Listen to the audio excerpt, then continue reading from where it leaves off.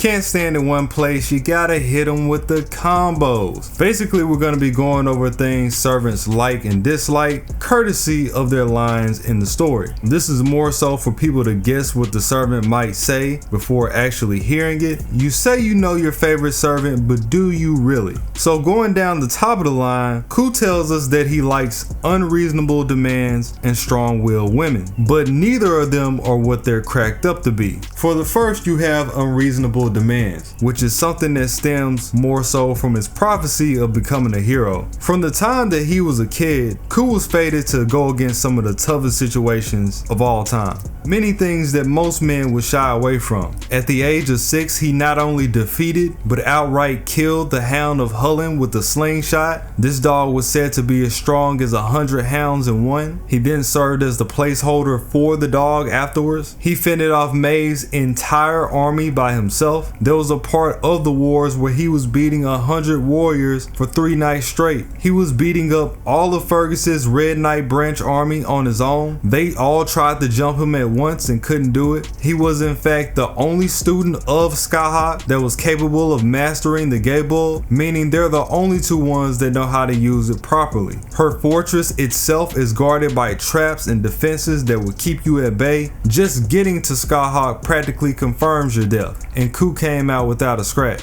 For the half about strong-willed women, again you have his interactions with Maeve. Maeve actually sent him into a fight with his foster brother Ferdiad, and he ended up taking his life because of it. It was a battle to the death. And then you have Aoife, the mother of Cu's child, and Skyhawk's twin sister. Now there's 2 different versions of this. Fate tends to lean more towards Cu put the conditions on his own child, but the other variation is that the mother of his child actually sent their son out to get revenge against him, and this is because he was off loving somebody else instead of her, which makes infinitely more sense than the first one. Thus, she put the conditions or the gioses on their son where he couldn't reveal his identity, and Cu unknowingly took his life because of it, guarding the kingdom. Considering that he's now saying they're not what they're cracked up to be, I'm sure he enjoyed some of the challenges of his life. It was what he wanted, at least at first, but there were some curveballs that he would have preferred to have left out, and I'm sure that's regarding his brother and his son.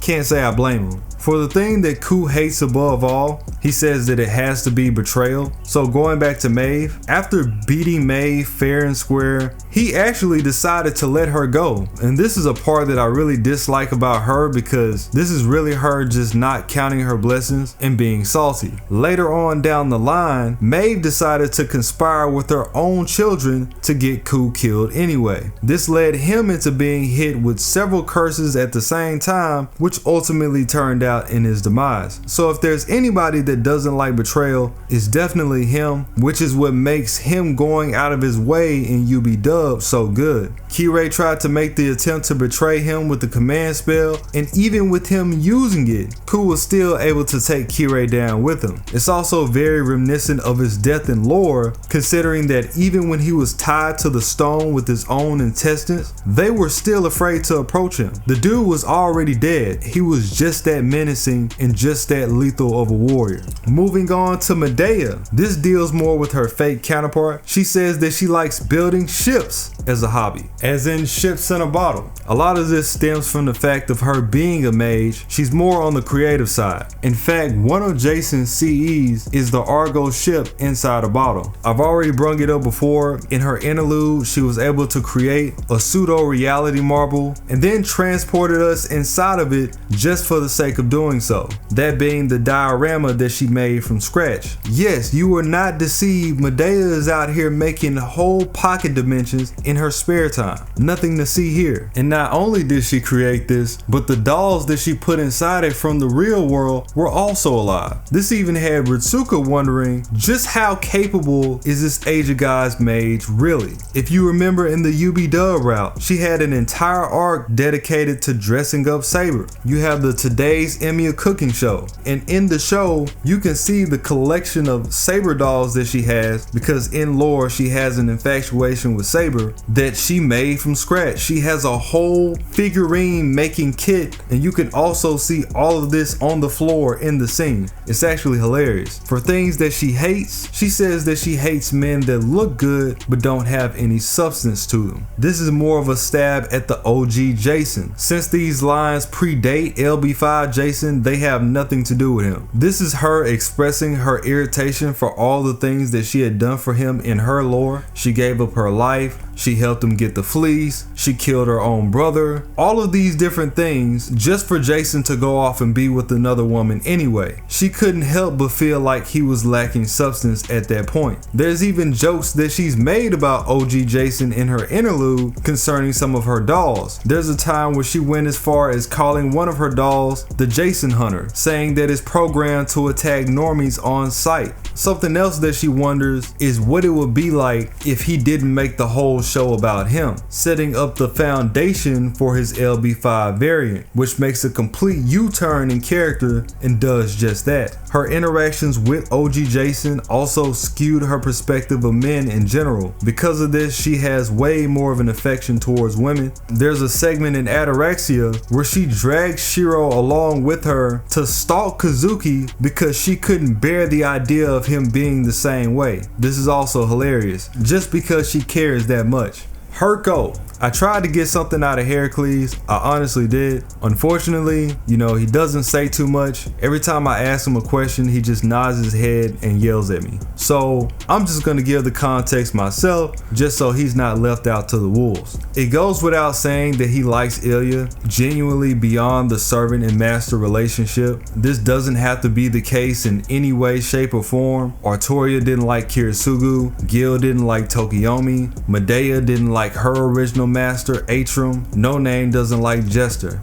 Herc has an insurmountable soft spot for children, considering what Hera made him do to his own, and that being take their lives against his will. He was under her madness at the time, and when he came back to, the damage had already been done and he had to just live with it. He had to live with himself. This is pretty much the back of him doing his 12 labors, technically 14 labors because 2 of them didn't count in the first place, which made him what he is now. He can be as hard as he wants to with anybody else in the world, but when it comes back to Ilya, he's still going to be tender with her. He allowed Shiro to live in their fight at the last minute in Heaven's Field just for her sake. Things like protecting her from the beasts of the Ainsburn Forest, and even protecting her when he was fighting against Gilgamesh. This conversation re-emerged right at the start of Strange Fate. This is before he became Alcides, when he was still Archer Heracles. His master, Corday Leon, said, "I need you to be so infatuated with winning that you would even take the life of the young if you needed to." This is extremely offensive to Heracles because he's still coming to terms with the fact that he did it. I just got summoned. It feels like I just carried out this act not long ago, and here you are asking me to do this again. I'm gonna need you to find somebody else. For something that he hates,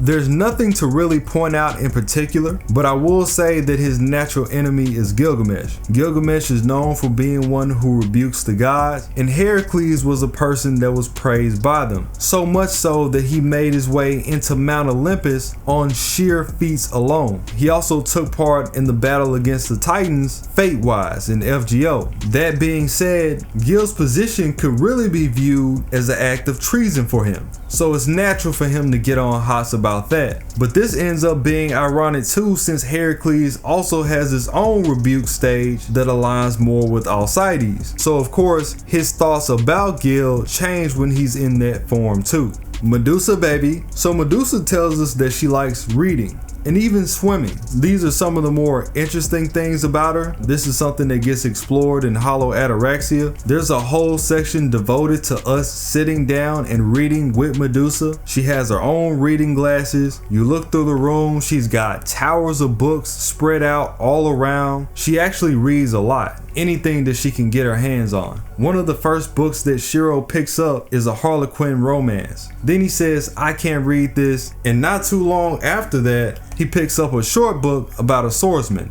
Of course he does. Great scene, by the way. You should check it out if you haven't already, because Sakura comes in and it gets pretty heated. Something that she hates is seaweed wrapped around her legs. It makes her want to chop it. So another name for seaweed is wakame, which also ends up being Shinji's nickname since his hair is said to look like seaweed. This is a clever way of her saying that she doesn't like when Shinji has her trapped, something that she had to bear through for majority of the story, thanks to Zoken's book, back when she was forced to be his servant. Another thing she's not fond of, surprise, is her height. This is something that also gets revealed in Ataraxia. Ryder is self-conscious about her own height. Medusa happens to be 5'6", which in actuality isn't even that tall, but to her it is. So as a female, she can't help but feel like she's too tall, especially considering people like Saber and Medea who are barely above 5 foot. She feels like she can't be cute at that height. Someone please tell her that we like them tall too. And I actually was able to pull up a chart for this so y'all can see this. Look! She's not even that tall. She is, however, taller than all the other females on the Stay Night cast, so I guess this makes her feel away. You know, Sakura's 5'1", Medea's 5'3". I didn't even bother counting Artoria because she stopped aging at 15. But I will admit, even when she finishes aging and she gets into her Lancer form, she's still shorter than Medusa. She's 1 centimeter shorter, believe it or not. Lancer Artoria is 171 and Medusa is 172. So it is funny, I gotta admit. But in her defense, Ketz, for example, is 6 feet tall, and we love all 6 feet of her too. I promise you, Medusa, it's not an issue. Cursed Arm Hassan. So for Cursed Arm, you already know how he's coming. He likes his piety, that being his spiritual devotion. You know, being a Hassan in general is heavily rooted in the Islamic faith. And you can see this in the story when King Hassan threatened to cut his head off, and he took this as an honor. They are unwavering. For something that he doesn't like, he says that it has to be disloyalty, something that he has in common with Ku. He has such a distrust in Gilgamesh that he outright wanted Ritsuka to cut his contract with him, just off his energy alone. For Hassan, he can't stand a person that's moralist or only righteous when they want to be, when it tends to align with their own emotions. Naturally, for him, emotions shouldn't even come into the equation. If you're really devout, and whatever that may be, against all odds, when things aren't going your way, that's when you really find out how strong your devotion is. Because the people that aren't really devoted, they're gonna start jumping ship. And he's not wrong. For Sasaki, he says for something that he likes, swinging his sword around every now and then, that's all he really needs. He's a simple man. Now, for a more bold take, is that he mentioned that he likes flowers. But in Ataraxia, when he brings up flowers, he reveals that he's referring to Saber and Ryder. So flowers for him could mean women. He says that standing at the gate all day is no issue for him, but being in the same spot for so long, it can throw off your spontaneity. You know, it can throw off your mental. So he tells Shiro to bring Saber and Ryder to him so he can keep his game intact. This is a true sign of an all-around professional. You gotta respect it. For things that he doesn't like, it has to be the ugliness of the heart. Nothing to do with the physical. You can also pull this from him being a swordsman. It's just the nature of martial arts in general and where it stems from. Musashi talked about this a lot in the Book of Fire Rings. You can't be a master of anything in the outside world until you master yourself. Like, how you gonna conquer something else and you can't even conquer your own walls? So for most swordsmen and martial artists in general, the idea of not being whole with yourself, whole with your intent, is repulsive. And it really makes me think about Kirei because he's also a martial artist. Well, what about Kirei? He's being deceitful and misleading all the time. That's very true. But he doesn't do it with himself. And the less that he did it with himself, the better he became. The better he became as a person, and the better he became as a fighter. A lot of him hanging with Kirisugu could solely be contributed to him asking those personal questions about himself and constantly being introspective. And though he may have not realized it at the time, it just made him better and better. It was only in Fate Stay Night that he fell out of his physical prime, so he had to deal with that end of the spectrum. But the mindfulness was there, and that's extremely important. Artoria, my king. So for Artoria, she says that she likes well-structured meals. If you know Saber, you know that she loves to eat. She will eat damn near anything that you put in front of her. She says that food is like getting a second chance at life all over again. Back in one of the Don't Sleeps, I mentioned that in a food eating contest, Nasu says that she would beat everybody in the Fate Stay Night cast, including Cu and Heracles. These are grown men. Still would beat them. Going over to FGO, you know how the saying goes, jokes are the deepest lore. Well, in her summer form, she actually has an EX skill that replenishes her health because of this, because of the fact that she loves to eat so much. On the beach, she's known as the king of food stalls, and everybody's already aware of what's going to go down when she comes around. So for her inverse eating, a lot of this stems from the fact that she didn't really eat lavish foods like that when she was a king. Again, she functioned as a robot. She did what she was supposed to. It wasn't really like she was treating herself hand and feet like most kings do. Everything was treated as the same. In Fate Extra, Gawain details that they were eating potatoes and vinegar and bread, and they were just fine with it. So when she comes back around in the story and she gets the chance to try all these things, she's now realizing how complex and different foods actually are, and she became obsessed with them. So that's now one of her main hobbies, and she doesn't have to worry about blowing up because she's a servant. Nothing's gonna happen. Another thing that she likes is stuffed animals. This gets revealed in the Stay Night story when she finds out that Taiga has an old plush. It's a lion plush, and she can't help but be attracted to it, and Taiga just ends up letting her have it altogether. And the reason being is that she has an affection for lions because she took care of one in the past. So she holds this close to the chest, more like a memento. A lot of this is recapturing the feeling of her lost past. Again, as I mentioned before, she pulled the sword at 15 and stopped aging. She hasn't really been an actual person since then. It also shows that she's not nearly as cold-hearted as the narrative might frame her out to be. In reality, she's just the girl that picked up the sword and held the burden over everybody else. And the lion plush actually circles back around in Ataraxia. We get an entire scene where Shiro catches her playing with the lion in the room by herself, and she's so embarrassed that she tries to hurry up and hide it in the futon, in between the futon cushions, so he doesn't find out. And then she turns back into her normal stoic self, so he decides to tease her about it. All of Ataraxia is just a slice of life treat, to be honest. Something that she doesn't like,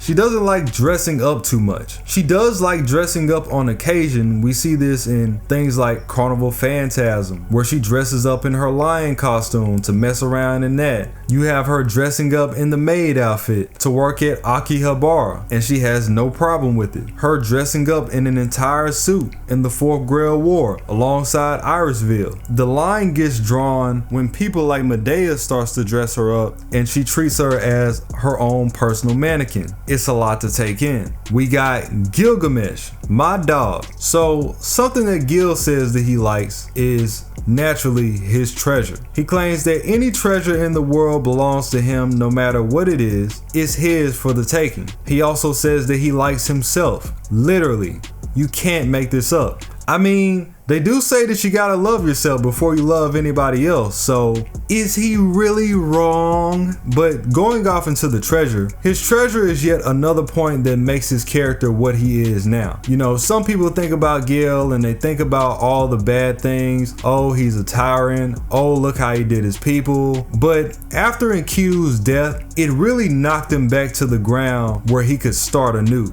to the point where there was a time where he was mistaken for being a bum, for being homeless. And the treasures, a lot of his treasures are a testament to his journey and what he's been through. They are the reason that the Gate of Babylon exists in the first place. In Fate Extra CCC, he didn't think of using the treasure as a gate until he went up against Enkidu. And he was like, oh, this dude is nice. I might actually lose if I don't start to ramp it up. So he started to use the gate for projectiles on the spot. And it also talked about the dynamic of humans and deities. That really deserves a video of its own, but basically he says that humans will always be superior intelligence wise because they have the ability to adapt, whereas gods are usually unwilling to adapt because they feel like they can't be thwarted. This is where it gets interesting for Gil because he's both. He was created to be both. Sometimes he'll see it as a god, sometimes he'll see it as a human. If you notice, that's the difference between the fight that he had with Enkidu versus the fight that he had with Shiro. He fought Enkidu as a human. He saw things weren't going his way,